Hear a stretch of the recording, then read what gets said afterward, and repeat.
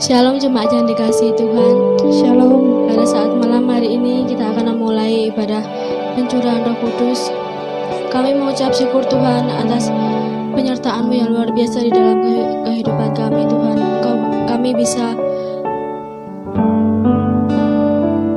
memulai ibadah pencurahan Roh Kudus pada saat malam hari ini Tuhan. Biarlah Tuhan kuasa-Mu mengalir dalam setiap ibadah kami Tuhan. Bagaikan tanah kering Tuhan, kami merindukan curahan Roh Kudus pada saat malam hari ini. Mengalirlah di tempat kami Tuhan. Haleluya Yesus.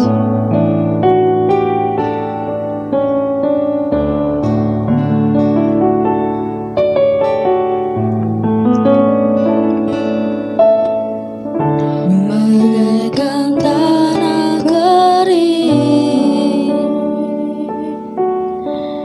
yang merindukan air,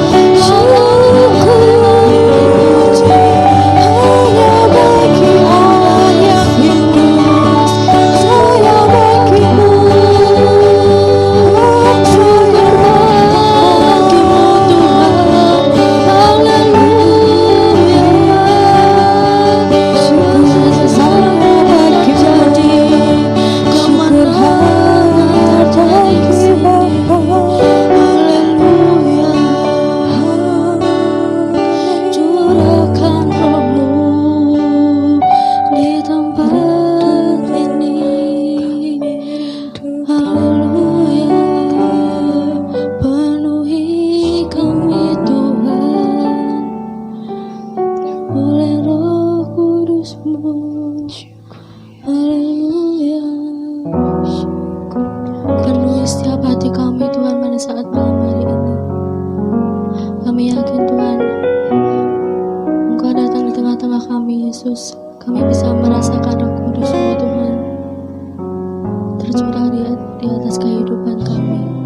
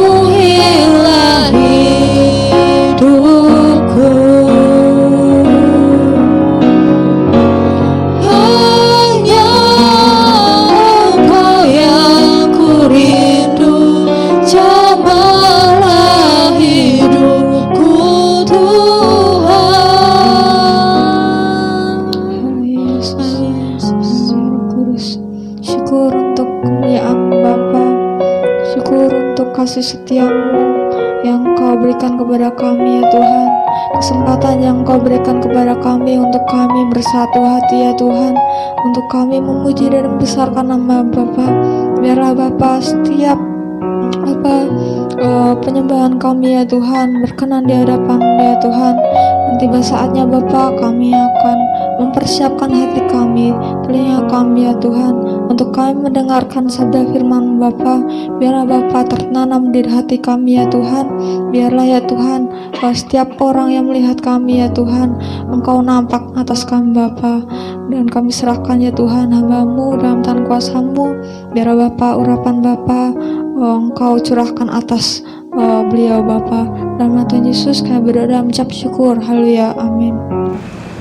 Salam Bapak Ibu saudara sekalian yang dikasihi oleh Tuhan, kita boleh bertemu lagi pada hari ini, hari yang ke-7 penantian Pentakosta kali ini. Sekalipun kita tidak bisa bersama-sama ibadah di gereja secara komunal, tetapi hari ini kita bisa beribadah penantian Pentakosta di rumah kita masing-masing. Ya, semua karena kemurahan Tuhan dan kebaikan Tuhan yang Tuhan berikan kepada kita semua. Kita patut mengucap syukur kepada Tuhan.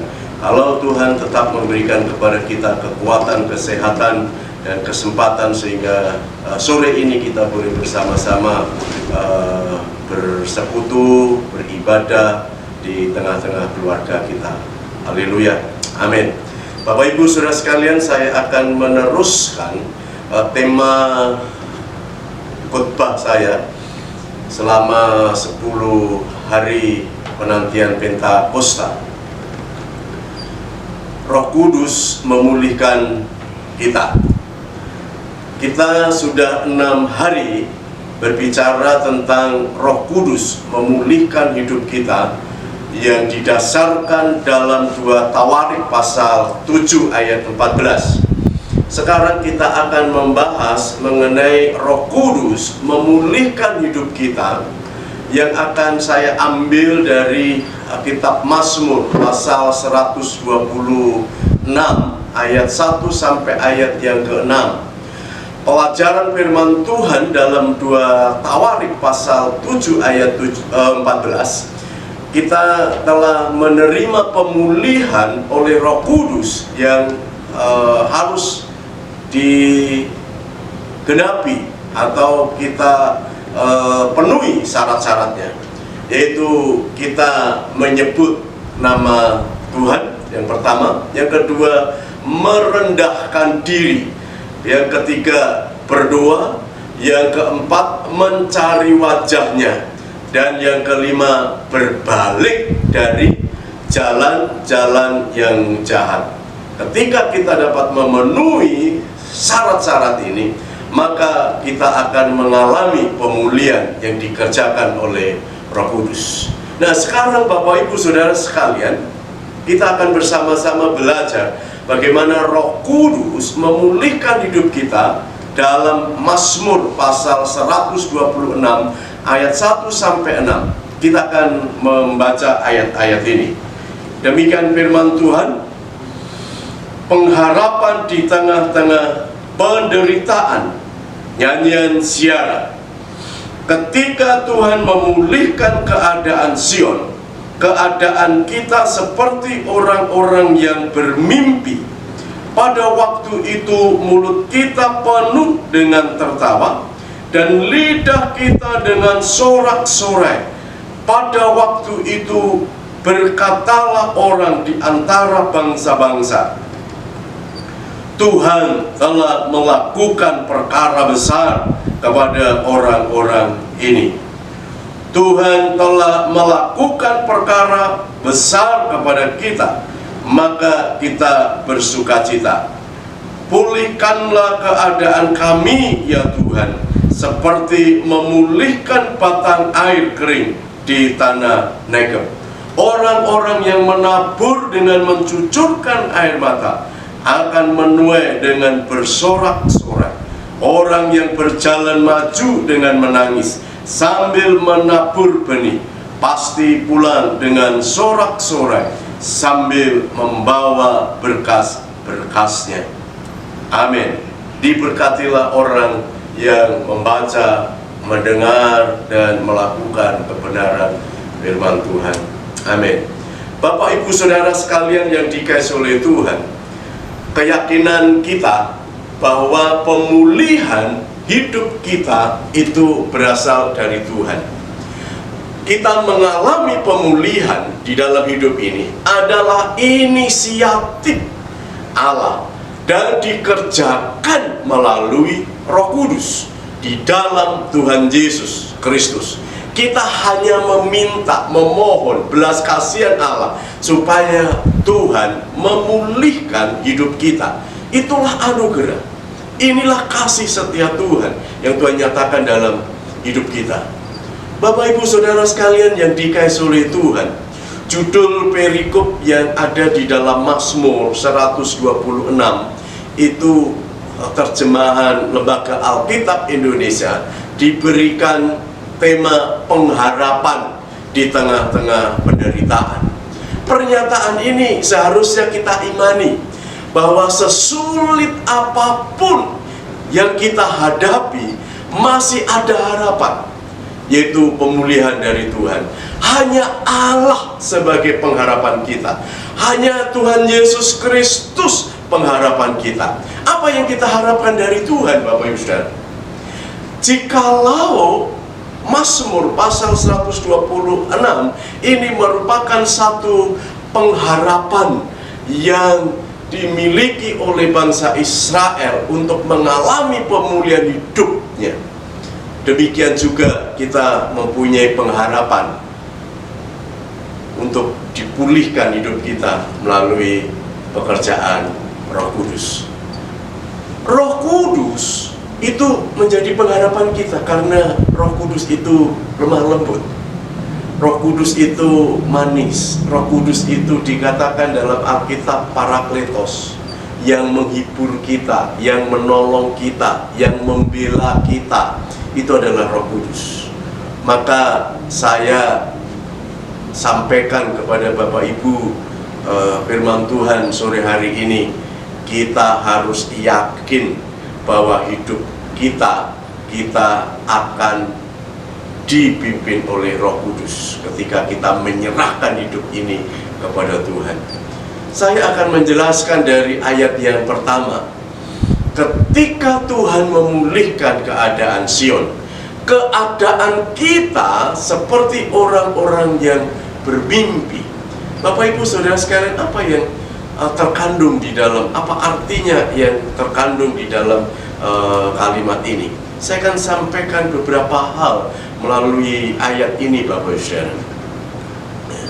Apapun keadaan kita, Tuhan melalui Roh Kudusnya dapat memulihkan kita. Ini yang pertama. Apapun keadaan kita, Tuhan melalui Roh Kudusnya dapat memulihkan hidup kita. Kehidupan bangsa Israel pada saat itu mengalami kepahitan, penderitaan. Dan kalau kita lihat sepanjang hidup bangsa Israel itu mengalami penindasan. Ketika di Mesir dia diperbudak oleh Firaun, kemudian dilepaskan oleh Firaun menuju ke tanah Kanaan. Mereka menjadi orang musafir yang banyak menderita di padang belantara. Mereka mengalami kelaparan, mengalami kedinginan, panas, menghadapi bangsa-bangsa lain, diserang oleh bangsa Amalek, bangsa Moab, bangsa Amon, bangsa Filistin. Akhirnya bangsa Israel ini dibuang ke Babilonia, kemudian dijajah oleh Media Persia, dikuasai oleh Yunani, dan terakhir bangsa Israel itu dikuasai oleh Romawi. dalam keadaan yang sulit seperti itu, bangsa Israel menjadi apa? Menjadi tangguh, menjadi ulet, tidak putus asa, menjadi pemberani, bahkan menjadi pemberontak. Allah saja juga diberontak karena pengalaman yang pahit, yang penuh dengan penderitaan. Maka mazmur ini sering disebut mazmur siara, nyanyian pendakian. Mazmur ini adalah mazmur yang dinaikkan kepada Tuhan, nyanyian bangsa Israel saat pulang dari pembuangan.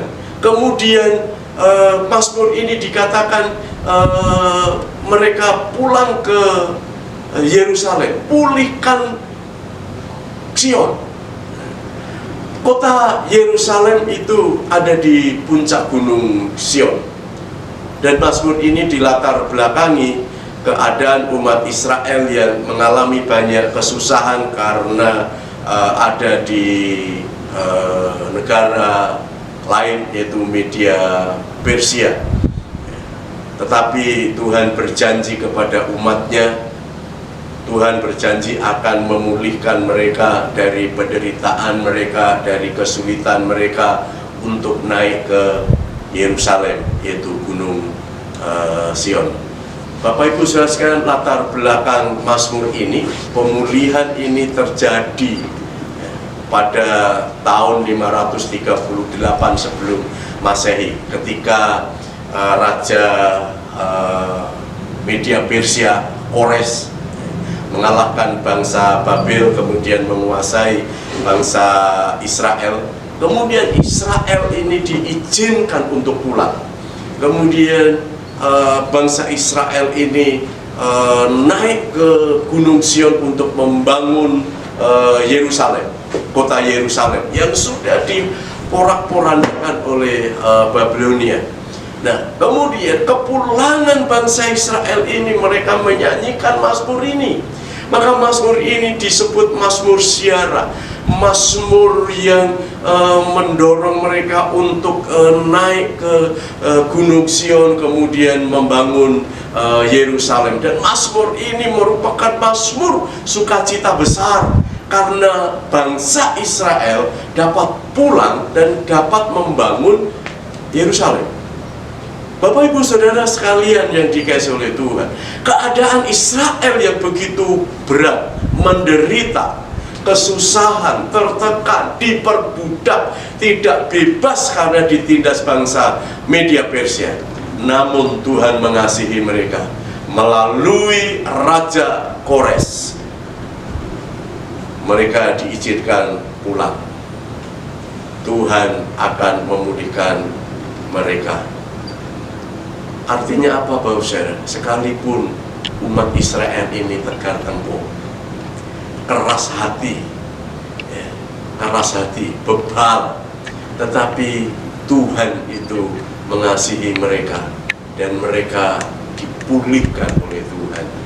Itulah anugerah yang besar bagi bangsa Israel. Saat ini kita juga mengalami anugerah yang besar. Apapun yang kita hadapi saat ini, apakah kita menghadapi kesulitan, apakah kita menghadapi ketakutan, apakah kita menghadapi kecemasan, kekurangan, apakah kita menghadapi ketakutan masa depan dan sebagainya, pergumulan-pergumulan yang lain, masih ingat Tuhan akan memulihkan kita. Kita harus ingat bahwa anugerah Tuhan itu akan memulihkan kita. Bapak Ibu Saudara sekalian yang dikasihi oleh Tuhan, mungkin saat ini kita merasa bahwa hidup kita ini sudah tidak layak lagi. Mungkin karena kita sudah jauh dari Tuhan. Mungkin kita mengatakan, oh, tidak mungkin lagi Tuhan itu dapat melayakkan saya. Atau mungkin kita mengatakan, oh, Tuhan, hidupku sudah kotor. Tuhan, hidupku sudah jahat. Hidupku sudah terjerumus di dalam kegelapan yang dalam. Hidupku ini tidak mungkin dipulihkan oleh siapapun. Ya, Bapak Ibu Saudara, Tidak ada seorang pun di dunia ini memulihkan kehidupan kita. Orang tua kita nggak mampu memulihkan hidup kita. Mungkin guru-guru kita nggak mampu memulihkan kita. Pemimpin-pemimpin kita nggak mungkin dapat memulihkan kita. Aparat kelurahan, aparat negara nggak mungkin dapat memulihkan kita. Mungkin pendetamu juga tidak mungkin memulihkan hidup kita. Pemulihan hidup ini berkenan, hidup ini beres di hadapan Tuhan, hanya dilakukan ketika Roh Kudus memenuhi hidup kita. Maka melalui Roh Kudus yang Tuhan berikan kepada kita akan memulihkan hidup kita. Maka di dalam Yesaya pasal 1 ayat 17 firman Tuhan mengatakan, sekalipun dosamu merah seperti kirmisi, akan menjadi putih seperti salju. Sekalipun dosamu itu merah seperti kain kesumba, akan menjadi putih seperti bulu domba. Artinya apa, Bapak Ibu Saudara? Tidak ada seorang pun yang tidak dapat dipulihkan oleh Tuhan, kecuali orang itu mengeraskan hatinya, tidak mau berserah. Tetapi ketika kita ini sadar, kita membutuhkan Tuhan, kita membuka hati untuk Roh Kudus, maka Roh itu yang akan memulihkan hidup kita. Maka serahkan hidupmu kepada Tuhan, buka hatimu untuk Roh Kudus, biarkan Roh Kudus bekerja secara sempurna di dalam hati kita. Ini adalah pemulihan yang asalnya dari Tuhan. Yang kedua, Bapak Saudara, Tuhan memulihkan kita seperti Tuhan memulihkan Gunung Sion. Dalam ayat 1 dinyatakan ketika Tuhan memulihkan keadaan Sion,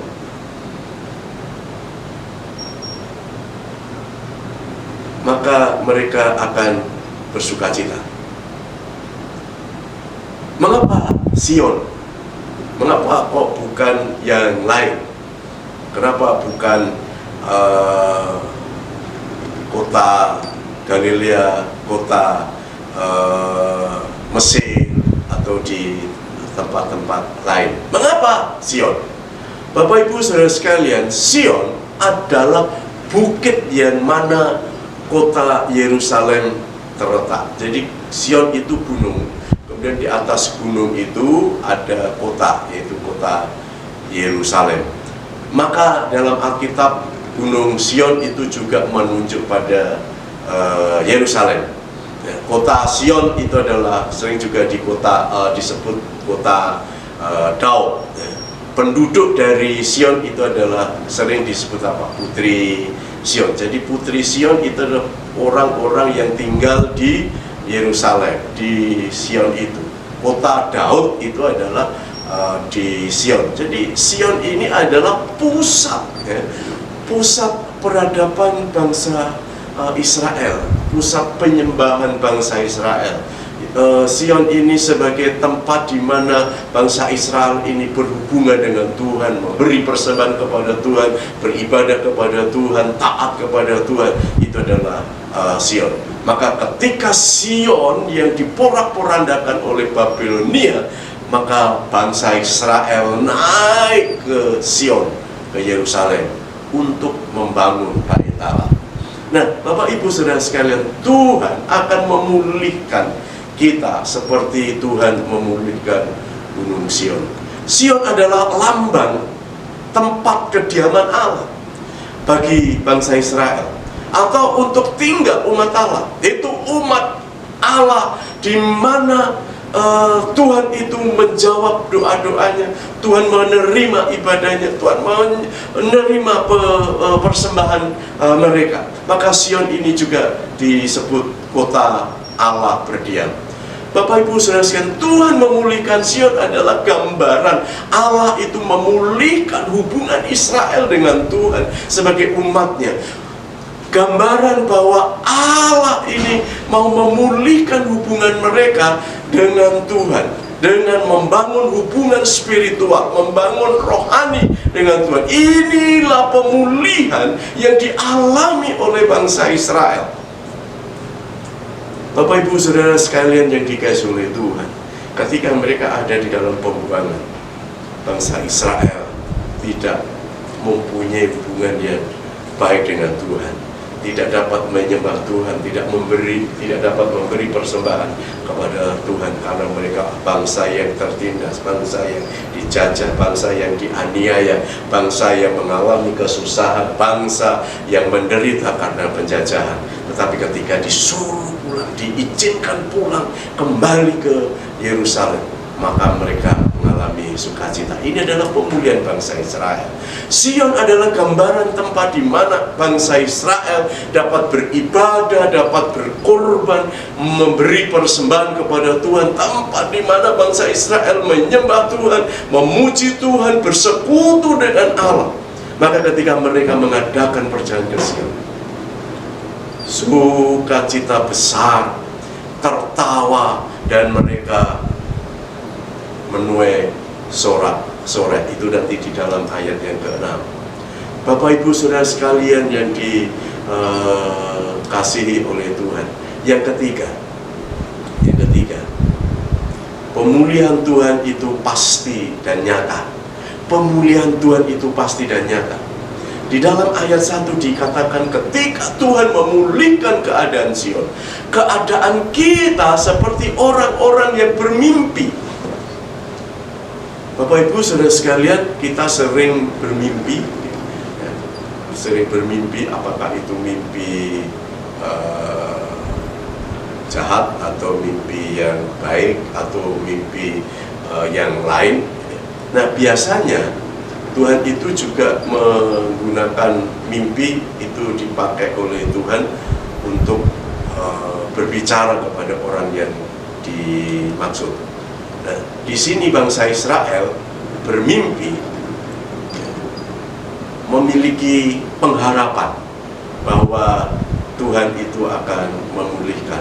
Mimpi pada umumnya suatu perasaan, pengalaman, atau bayangan yang membahagiakan, menyenangkan, yang indah-indah yang dialami oleh orang pada saat tidur atau pada saat orang itu ada di dalam keadaan di bawah sadar.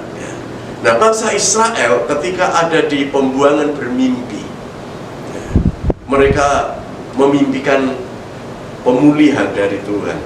Mereka memimpikan dapat membangun bait Allah di Gunung Sion. Mereka bermimpi untuk dapat memberi persembahan kurban kepada Tuhan. Mereka bermimpi dapat bersorak-sorak memuliakan nama Tuhan. Dan mereka dapat bermimpi naik ke Gunung Sion, membangun Yerusalem. Ini adalah impian bangsa Israel.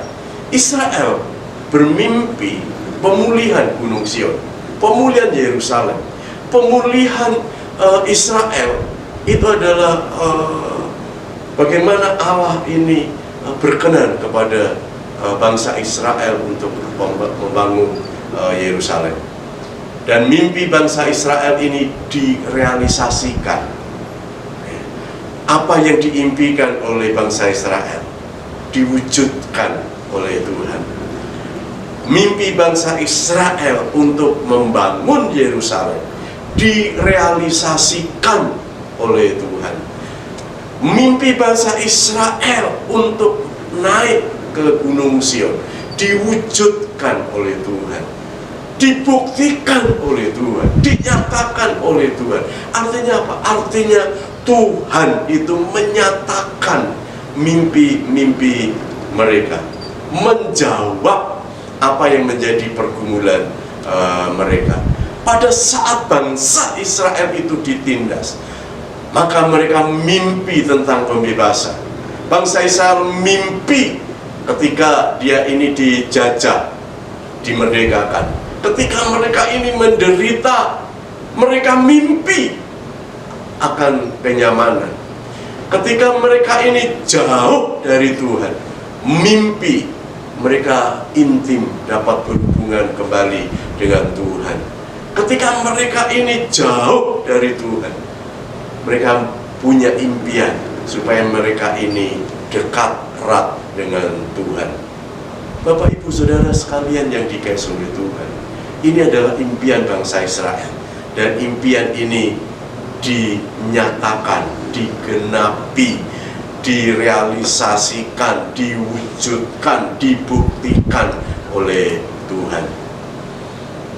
Bapak Ibu Saudara sekalian, mungkin seperti ini, impian seperti ini kita impikan. Kita sudah berapa bulan tidak bisa beribadah di gereja bersama-sama. Pernahkah Bapak Ibu Saudara bermimpi ibadah bersama-sama lagi? Pernahkah kita ini bermimpi berfellowship? Pernahkah kita ini bermimpi saling cerita, saling bersaksi di gereja? Mungkin kita mimpi, tapi saudara, impian ini ketika kita ini impikan, Tuhan akan wujudkan. Tidak lama lagi dan bersama-sama di gereja. Jikalau impian Israel diwujudkan, impian Israel dinyatakan oleh Tuhan, impian bangsa Israel ini direalisasikan oleh Tuhan, maka Tuhan yang sama juga akan merealisasikan mimpi kita. Mimpi kita di dalam Alkitab, mimpi itu saudara sering disebut visi, ya, disebut visi. Ya. Banyak orang menyatakan bahwa mimpi yang ada di dalam Alkitab itu adalah visi. Visi itu adalah pandangan ke depan. Ya. Maka ada orang yang mengatakan mimpi Yusuf itu adalah visi Yusuf. Ketika Yusuf itu mimpi, sebelum Yusuf itu menjadi pemimpin bangsa Mesir di bawah Firaun, sebelumnya kan Yusuf itu mimpi pada usia 17. Ya, mimpinya apa? Ada nampak di ladang, ya.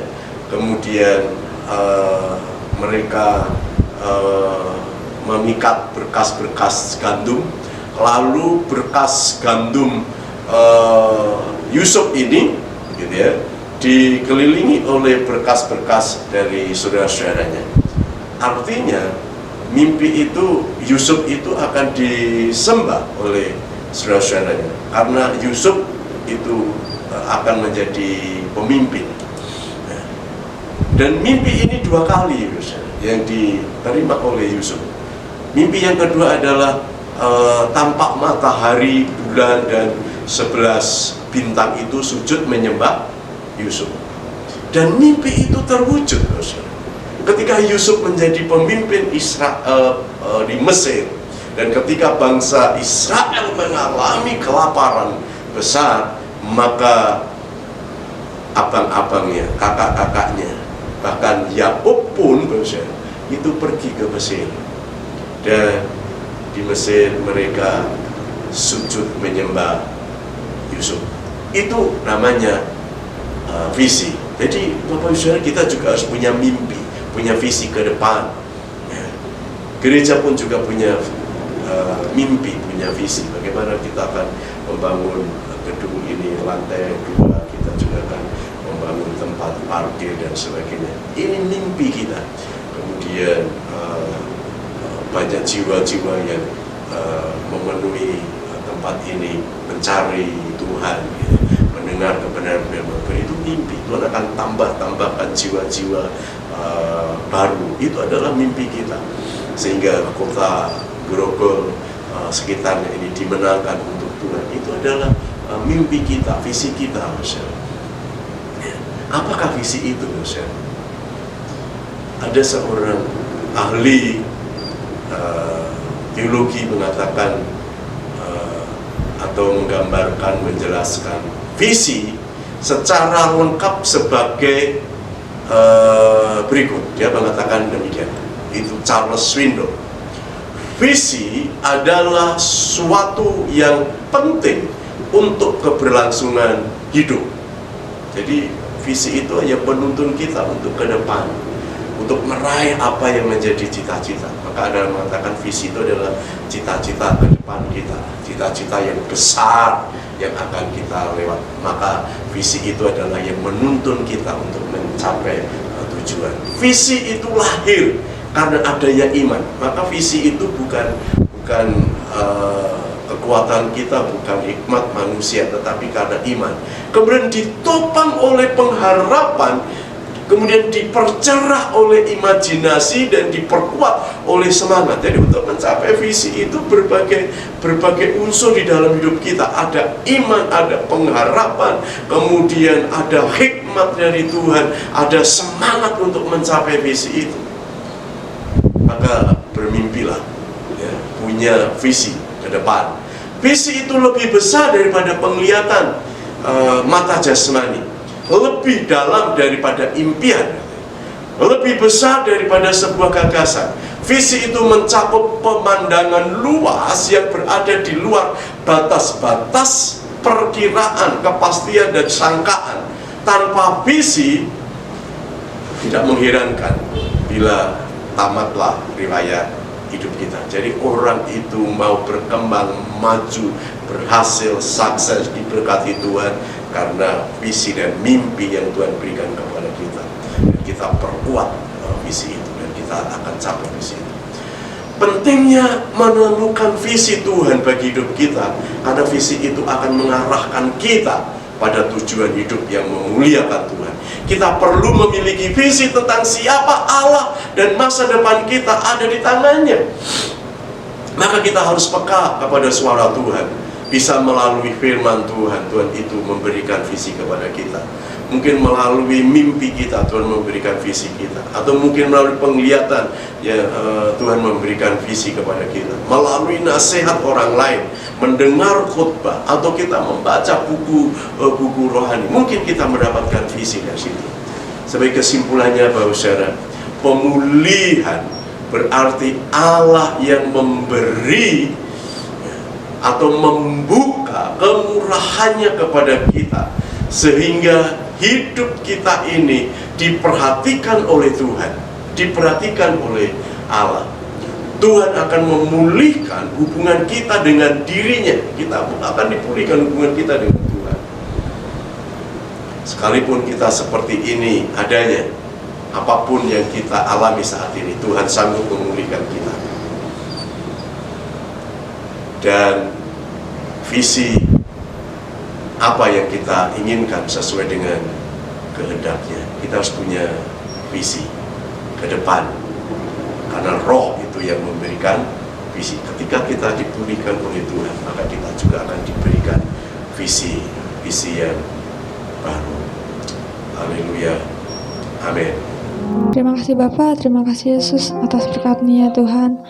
Sabda firman ya Tuhan yang tertanam di hati kami ya Tuhan, biarlah ya Tuhan berbuah ya Tuhan bagi kami ya Tuhan. Syukur untuk-Mu ya Tuhan, syukur bagi-Mu Bapa. Biarlah Bapa Roh-Mu ya Tuhan yang kami rindukan ya Tuhan mengalir di dalam kehidupan kami sekeluarga ya Tuhan. Engkau akan tilik setiap hati kami ya Tuhan, di mana Bapa kami merindukan ya Tuhan jamahan Roh Kudus atas hidup kami Bapa. Dan kami sudah selesai ya Tuhan untuk kami beribadah ya Tuhan. Biarlah Bapa Engkau akan selalu menyertai kami di sepanjang hidup kami Bapa.